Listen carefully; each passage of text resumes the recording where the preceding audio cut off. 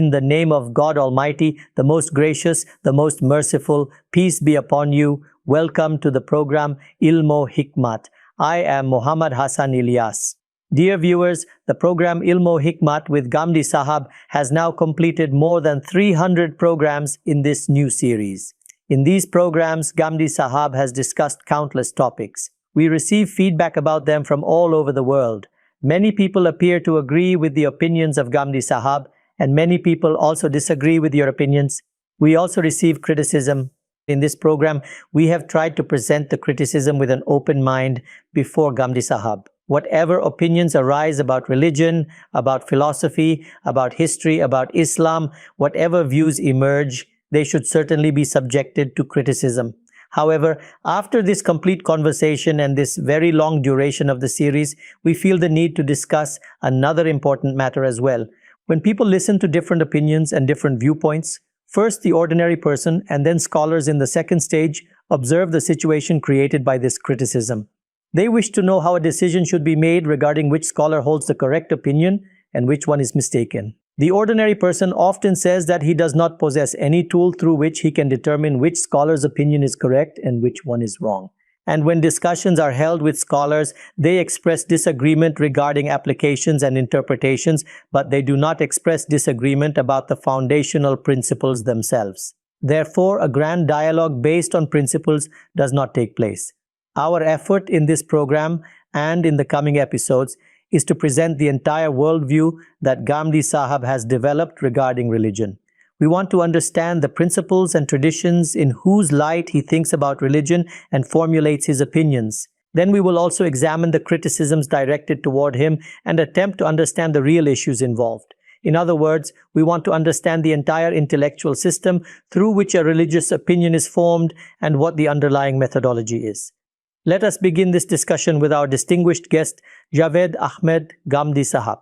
Peace be upon you, Ghamidi Sahab. And peace be upon you as well. Thank you very much for your time, Ghamidi Sahab. In your book, under the title Principles and Foundations, you have explained your methodological approach. I would like us to understand each and every point of it from you. You write that, according to the way we have understood religion, there are three fundamental principles. The first principle is that the Quran is the criterion between truth and falsehood. It is the Meezan, the Furqan, and the guardian over the entire chain of revelation. This has been revealed so that in matters of religion and law, people may resolve all differences, and as a result, they may be established upon the correct path. The Quran itself has declared this status for itself. Therefore, on that basis, the things that should be regarded as principles are as follows. Ghamidi Sahab, this is the first claim which forms the foundation of your entire religious thought. On the basis of this claim, we see your school of thought distinguishing itself from many contemporary intellectual traditions. First of all, I would like to analyze this claim. You have written that for the Quran, truth and falsehood are determined through it. It is the Meezan, the Furqan, and the guardian over the entire chain of revelation. I would like you to explain each of these terms. What is meant by truth and falsehood? What kinds of matters fall within the category of truth and falsehood? The Quran declares that it is the authority that distinguishes between truth and falsehood. We normally determine matters through reason. So what exactly is that corpus of issues regarding which the Quran becomes the Meezan, the Furqan, and the guardian over revelation? What is the meaning of Meezan? What is the meaning of Furqan? What is meant by the chain of revelation, and what does it mean for the Quran to be its muhaimin?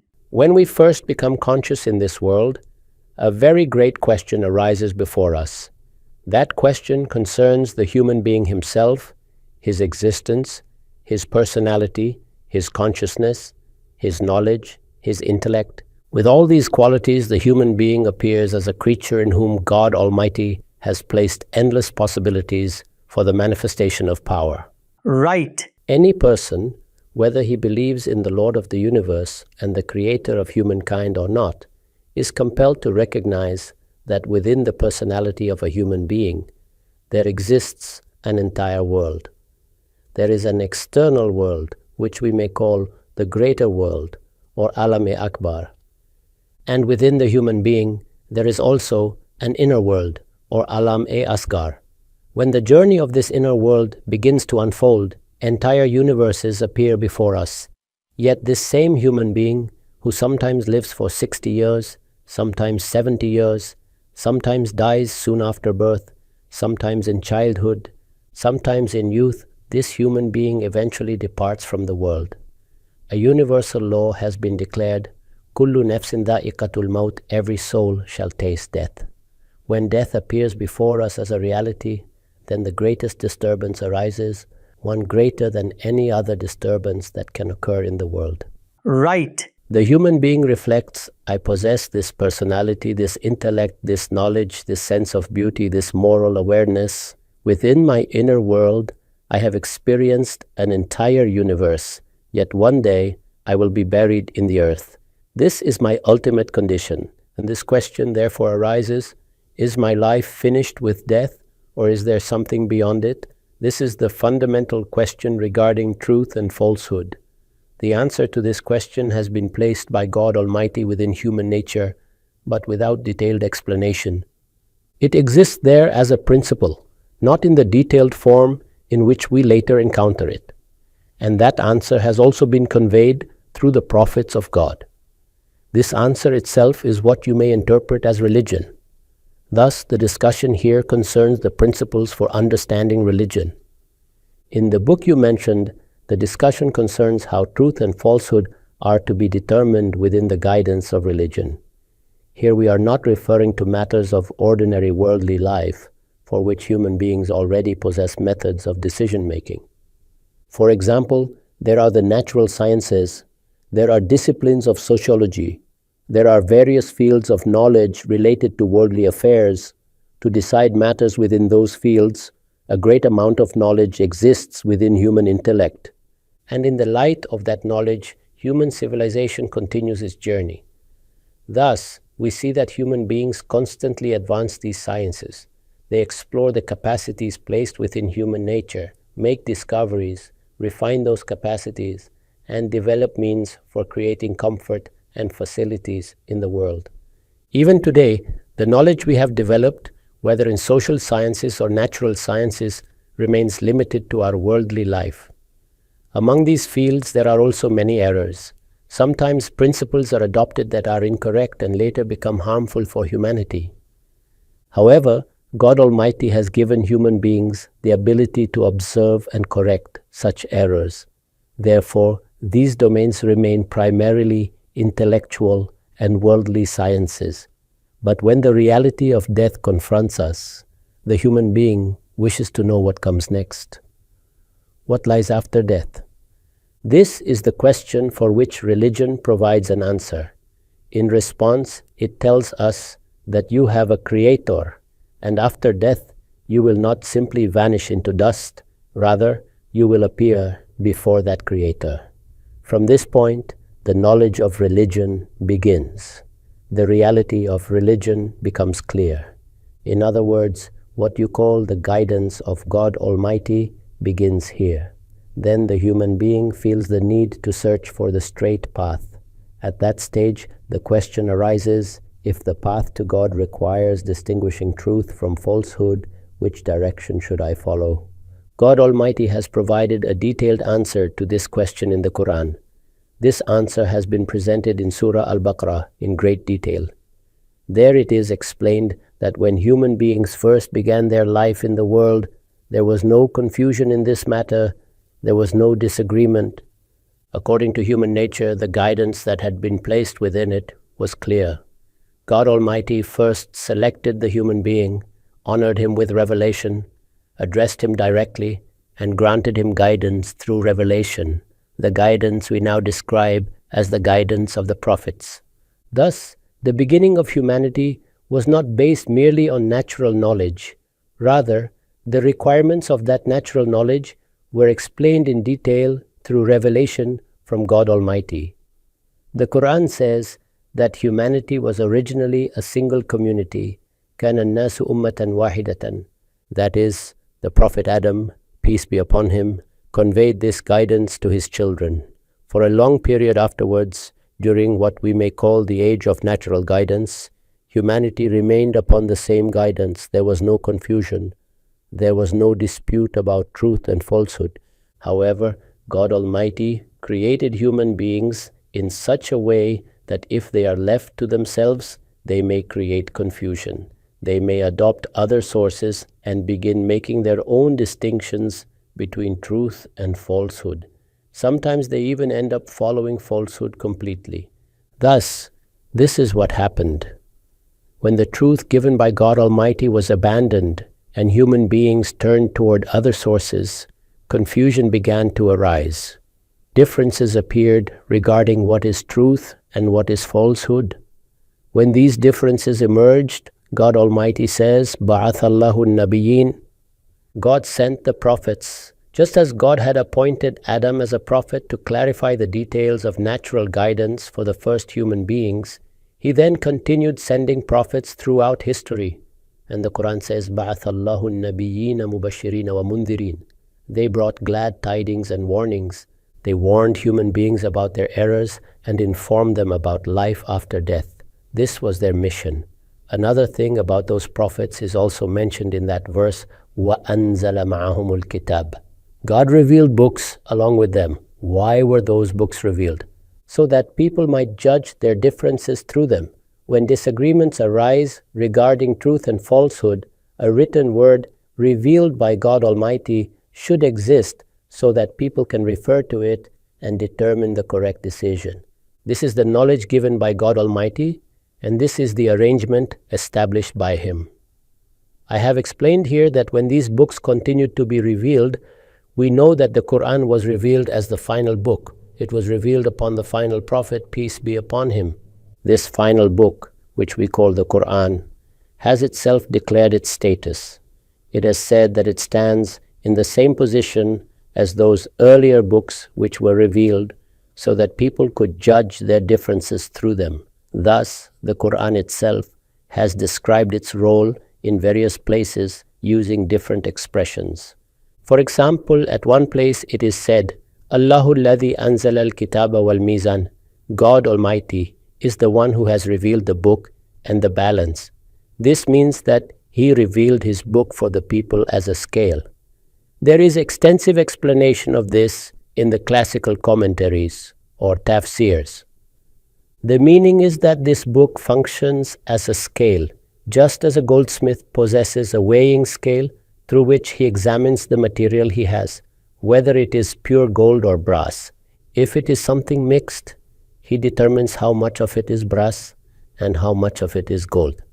In this way, he separates the genuine from the counterfeit.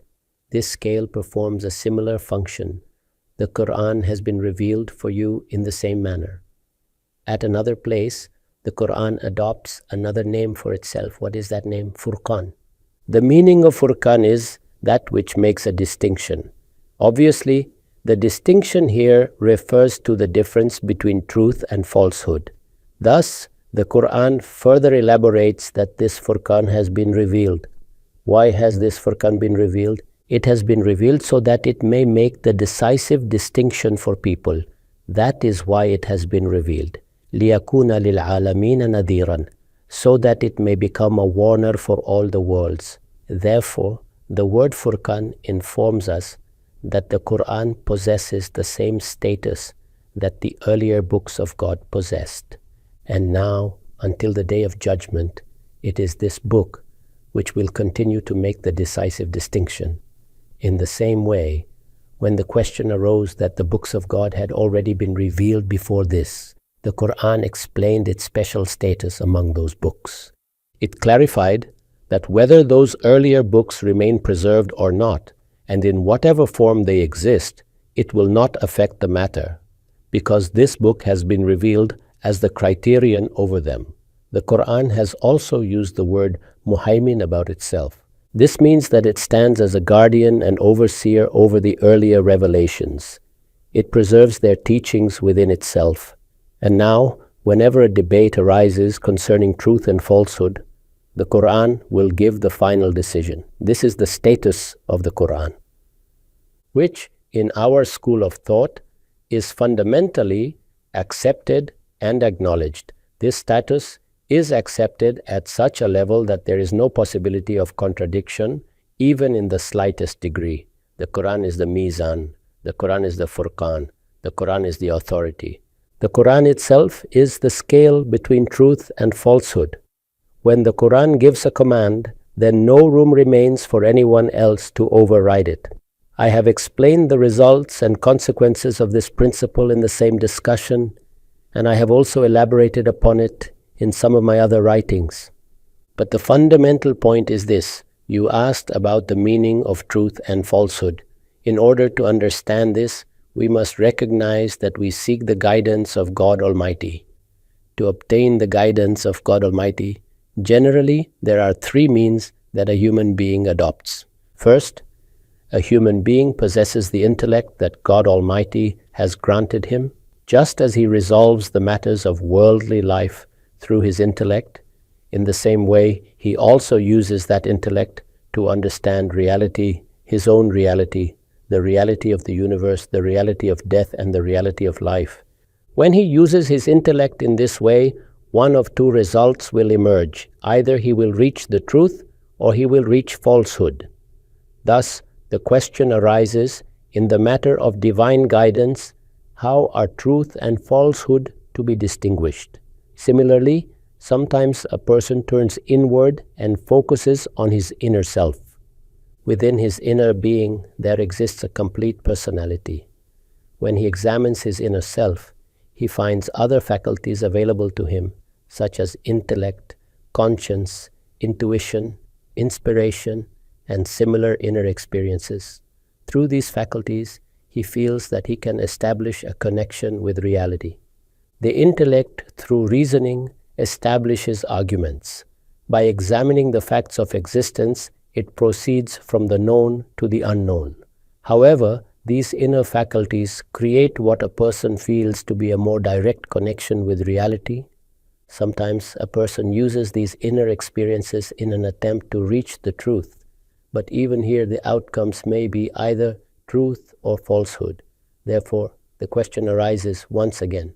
For this reason, God Almighty provided guidance through revelation, through His address to humanity, and through His words. This guidance has reached us in the form of the teachings of the prophets of God, in the form of the proofs they presented, and in the form of the books revealed to them.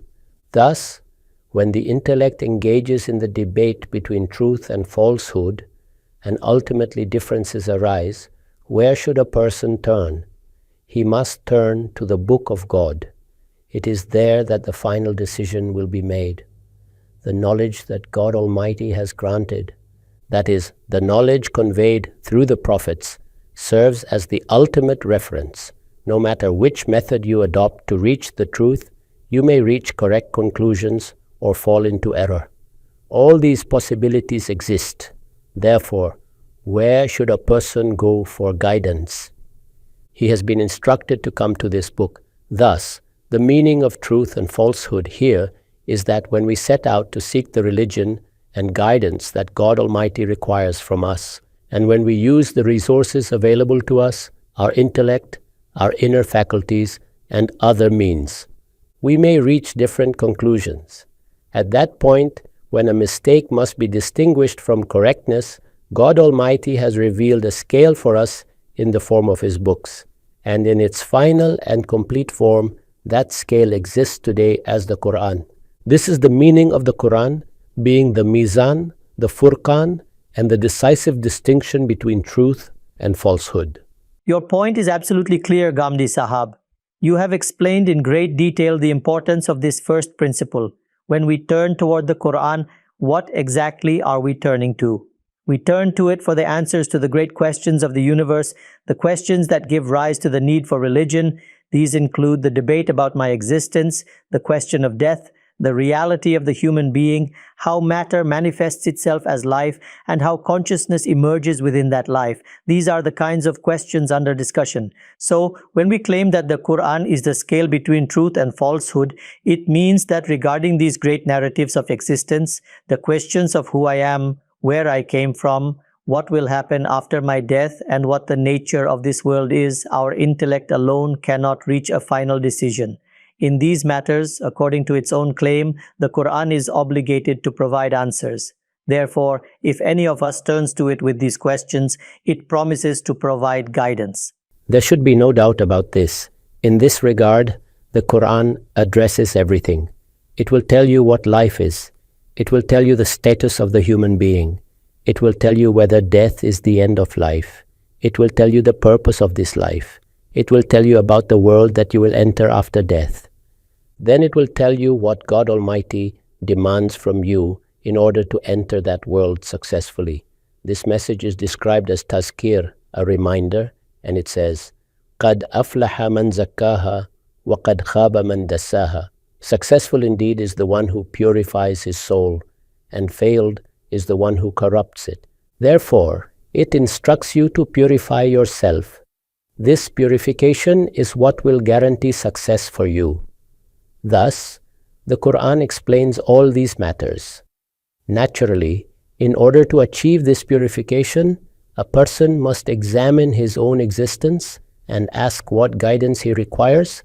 The Quran provides that guidance. It then delivers this complete guidance through its prophet and tells humanity that this is the path they must follow. If you follow it, you will attain success. The Quran says, فَمَنْ تَبِعَ هُدَايَ. Whoever follows my guidance, فَلَا خَوْفٌ عَلَيْهِمْ وَلَا هُمْ يَحْزَنُونَ. Then they shall have no fear, nor shall they grieve. When you awaken on the day of judgment, you will neither regret the past nor worry about the future. For you there will be that world in which lakum fiha ma tashtahi anfusukum. You will have whatever your souls desire. You will enter that world and receive whatever you wish. The point is clear. Ghamidi Sahab, let us move forward. It has become clear that when I refer to the Quran, I am referring to the source whose decision-making authority in these matters is absolute. It is the Meezan, the Furqan, the judge, the guardian, the final authority, the decisive proof. However, I understand religion in one way, you understand religion in another way, and another person understands religion in yet another way. People differ among themselves in their understanding of religious matters. By reading the Quran, one perspective may affirm a certain idea, while another perspective may deny it. So does the Quran claim that when you come to it to understand religion, it will provide not only the principles, but also the application of those principles.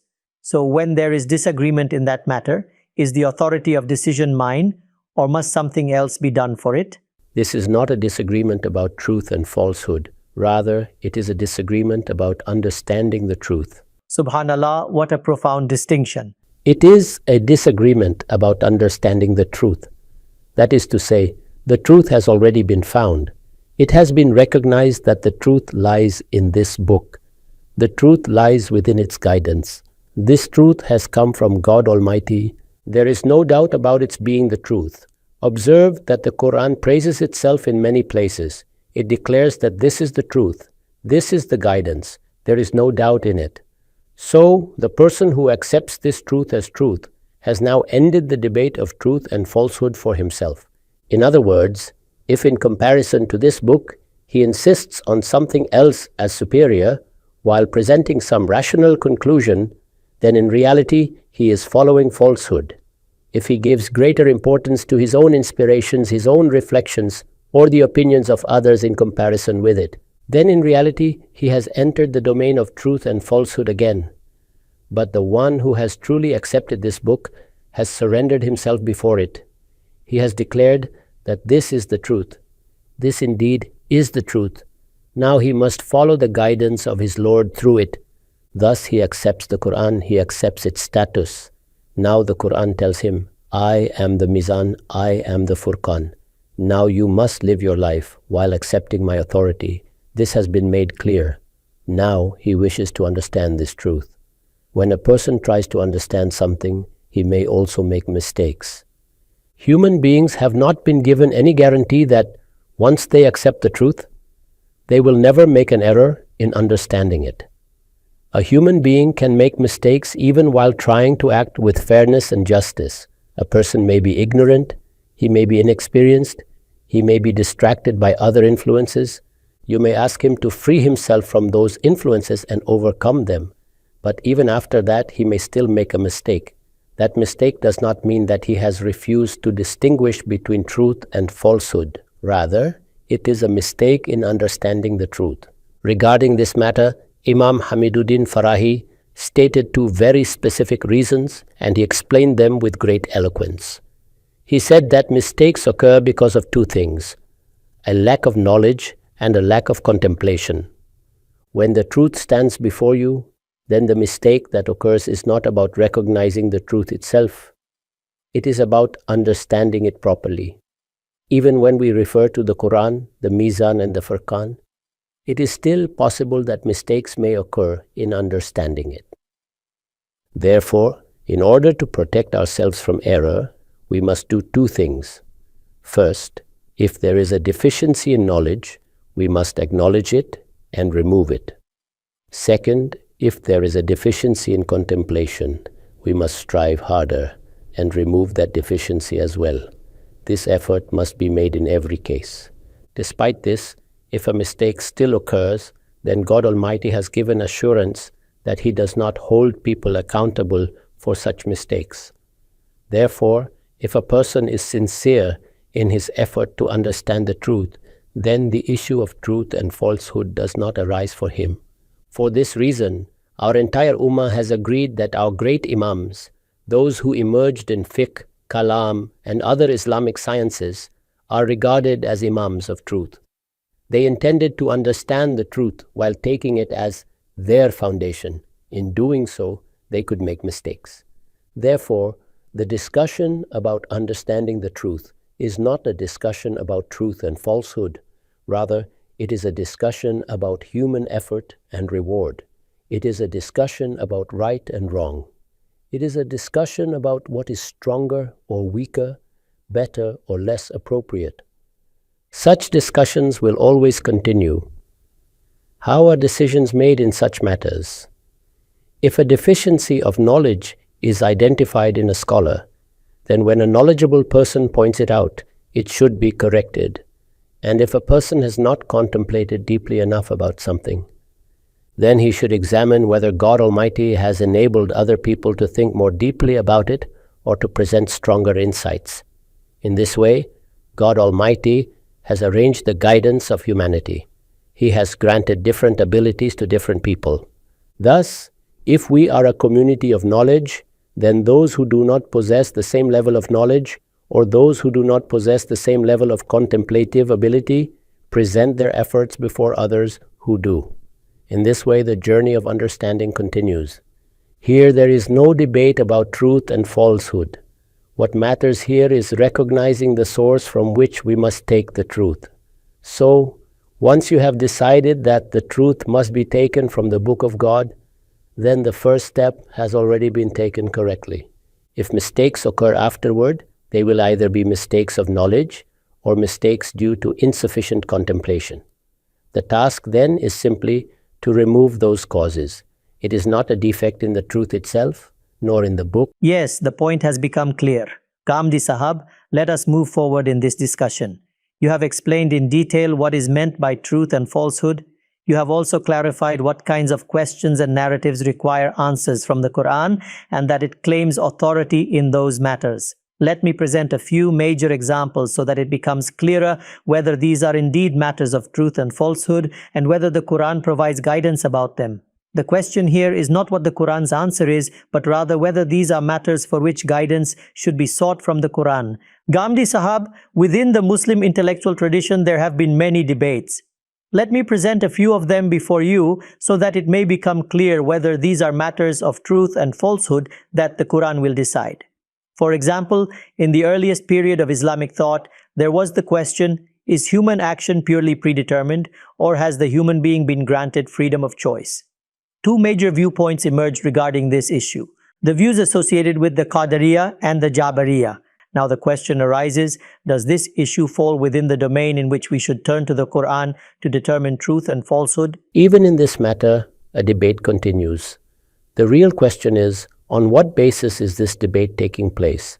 Has someone attempted to solve this problem purely through his intellect? If the matter is referred to intellect alone, then the argument must proceed from the realities that exist before us. Intellect cannot go beyond that. It has no knowledge of the unseen. What it can do is study the human being. It studies what is observable and present. Thus, it studies the human being as he exists before us and says, this is a human being, let us study him. We will then examine where he is free and where he is constrained. When you observe this process, you will see that there is no possibility of reaching falsehood simply through this method, because it is a study of observable reality. There may be minor differences in interpretation, but that is all. However, sometimes people move beyond this and begin attempting to impose conclusions about God based purely on their intellectual reasoning. At that point, the discussion moves into the domain of revelation and the Quran. Once the discussion enters this domain, then it must be said that human beings have no independent means of arriving at certainty in such matters. Here, the Book of God is present. We must go to it. We must understand what it tells us. Even there, some disagreement may arise in understanding it. And I have already explained that the reasons for such disagreements are usually the same: a deficiency in knowledge or a deficiency in contemplation. For example, consider a simple illustration. Suppose a person has not studied the Arabic language properly. He has acquired only partial knowledge. Perhaps he has studied a few introductory texts and has learned that sentences are formed in a certain way. Then he stands up and begins explaining the Quran. Such a person must be reminded that the Quran is an extraordinary masterpiece of literature. God Almighty revealed His guidance in that language, and the Quran itself represents the highest standard of literary expression. God Almighty chose the Arabic language for this revelation. This is a simple example of a deficiency in knowledge. Similarly, if you examine other matters, you will find that many errors arise for similar reasons.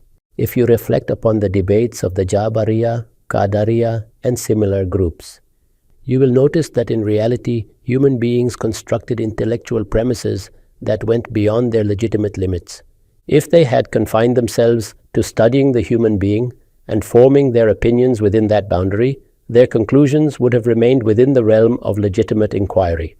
Therefore, when matters concern observable realities of the world, there is rarely a serious error. The mistake occurs when people go beyond these limits and attempt to grasp the unseen realities of the universe through speculation. In those areas, we possess no independent means of knowledge. Our knowledge there depends entirely upon information revealed by God. That information exists in the Book of God in the most authentic and reliable form. Our task is simply to understand it. We must recognize its boundaries. We must accept the knowledge that has been given to us. Beyond that, our knowledge has no path forward. All right, the point is clear. Let us move ahead. Ghamidi Sahab, from this example, it becomes clear up to what point a matter remains a debate of the intellect, and when it becomes a debate of truth and falsehood, where revelation must guide us. Let us take another example. In the Muslim world, the division of Muslims exists in two major groups, Ahl al-Sunnah and Ahl al-Tashayyu, or the Shia. The fundamental issue between them concerns the leadership of Ali, peace be upon him. So now the question arises, is this a matter of truth and falsehood? Should we turn to the Quran for its decision? Will the Quran guide us in this matter? In my opinion, this too is primarily a matter of understanding. What exactly is the issue? The issue is that God Almighty established a chain of prophets for the guidance of humanity. This chain of prophets ended with the Prophet Muhammad, peace be upon him. With the Prophet Muhammad, peace be upon him, God Almighty bestowed a special grace. He was not only sent as a prophet to invite people toward God, but he also established authority on the earth. When he departed from this world, it was natural that the question of succession to that authority would arise. In the case of earlier prophets, it had sometimes been explicitly declared who their successor would be. But with the Prophet Muhammad, peace be upon him, the chain of prophethood came to an end. There would now be no prophet in any sense. The Prophet himself further clarified that the door of divine revelation in the form of prophethood had been closed. If someone later receives a dream or a glad tiding, that is of a different nature, but the guidance of God has already come in its final form. God Almighty has completed His religion. Therefore, the question of someone becoming a successor in the sense of prophethood does not arise. So what remains? What remains is the matter of governance among the Muslims. The Prophet Muhammad, peace be upon him, had been fulfilling responsibilities as the leader of the Muslim community. After him, the companions of the Prophet began to ask how decisions regarding leadership would now be made. If you turn to the Book of God with sincerity and expectation in this matter, it provides the answer. The Quran tells us that in the collective affairs of the Muslims, the principle should be وَأَمْرُهُمْ شُورَى بَيْنَهُمْ. Their affairs are decided by mutual consultation among them. The Quran describes this as a defining characteristic of the believers. It indicates that in their collective matters, Muslims should make decisions through consultation and collective deliberation. Thus, it has been decided that for Muslims, the matter of political leadership and governance, whenever a debate arises or a decision must be made regarding social affairs, the method to be adopted is mutual consultation. If Muslims firmly adhere to this principle and establish their system upon it, then naturally the support of God Almighty will accompany them. Now, if someone refuses to accept the decision given by the Quran, then the reason for that must be examined. Where has the error occurred? Is there a deficiency of knowledge? Is there a deficiency of contemplation? Or are there personal inclinations and expectations influencing the judgment? All of this must be analyzed, but the decision of God is already present. Yes, the point has become clear. Let us take another example, Ghamidi Sahab. Among Muslims, there is a very visible disagreement regarding the form and expression of Salah, the ritual prayer. For example, there have been differences between various groups. This matter relates to religion, to divine guidance, and to practical religious actions.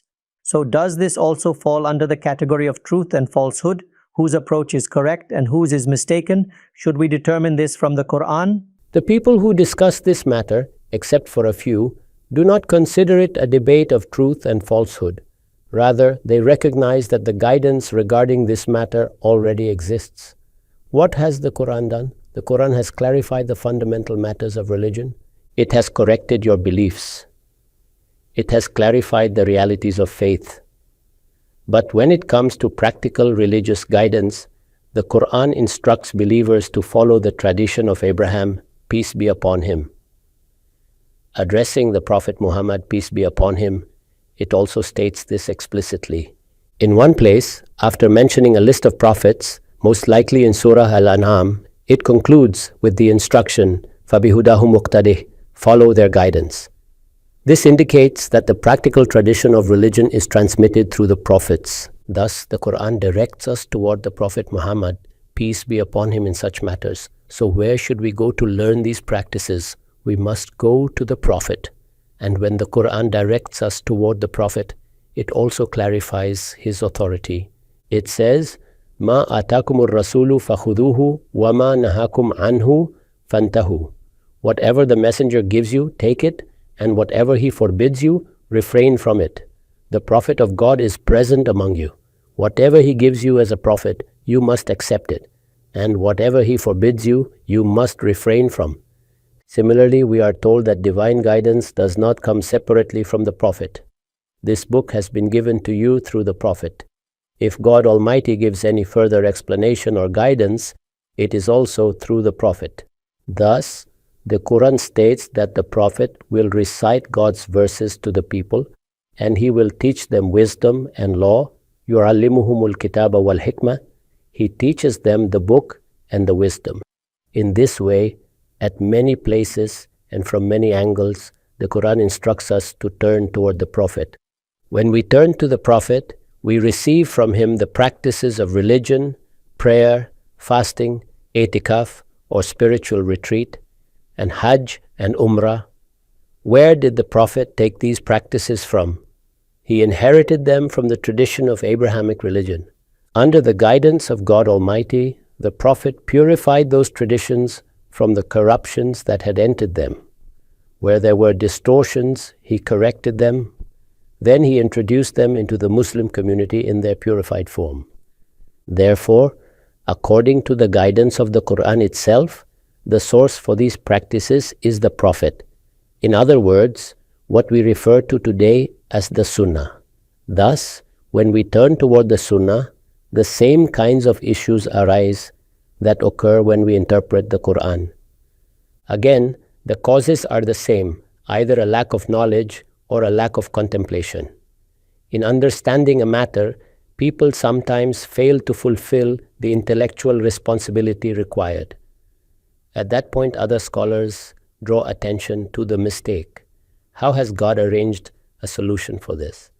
He has ensured that deficiencies of knowledge and contemplation can be corrected within the collective life of the community. In other words, a person is not alone in a desert. God Almighty has created many scholars across time. Some are like Zamakhshari, some like Fakhr al-Din al-Razi. What are they doing? They are assisting us. For this reason, I have emphasized that there is no deficiency in the Book of God or in the teachings of His Prophet. They are perfectly clear. However, the human being is affected by two problems, sometimes a lack of knowledge and sometimes a lack of contemplation. Instead of recognizing the limitations of his knowledge and correcting them, a person may jump prematurely to conclusions. Similarly, he may fail to fulfill the requirement of deep reflection.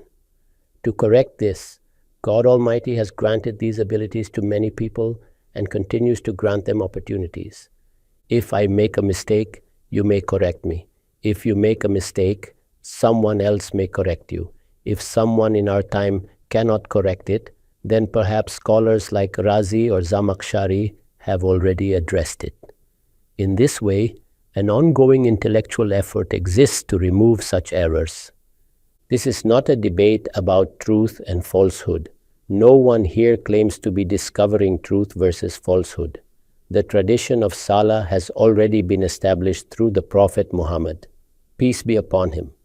Our task is to understand it. While understanding it, we analyze questions such as what is the nature of its components, what are its actions, what is necessary, what is obligatory.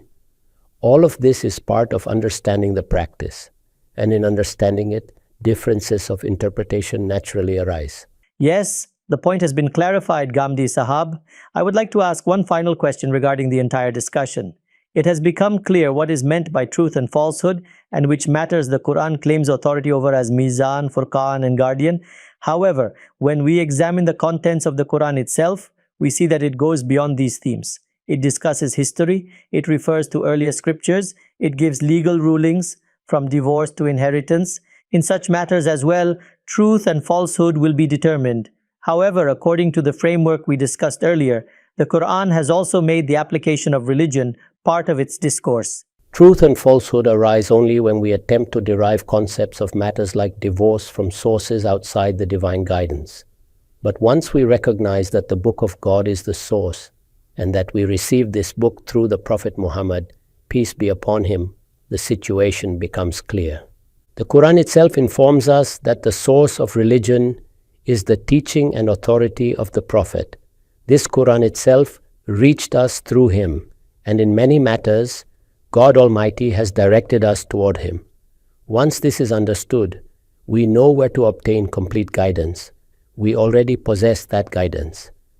Now our task is simply to understand it. In this process, differences may occur. Human beings search for the truth, yet mistakes inevitably occur along the way. When a mistake occurs, where should we look for the cause? Is the cause in the truth itself? No, the cause lies within ourselves.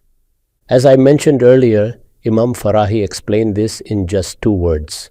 After examining the issue in every context, he concluded that the cause of error is always one of these two, lack of knowledge or lack of contemplation. Yes, the point has become clear. The entire framework of thought of Ghamidi Sahab has now been presented. The matter that holds the status of a principle has been discussed. Now the next discussion concerns the 4 necessary implications that arise once this status of the Quran is understood. What are those 4 requirements? We will discuss them one by one in the coming program. Our time has now come to an end. We will return again. Thank you very much for your time.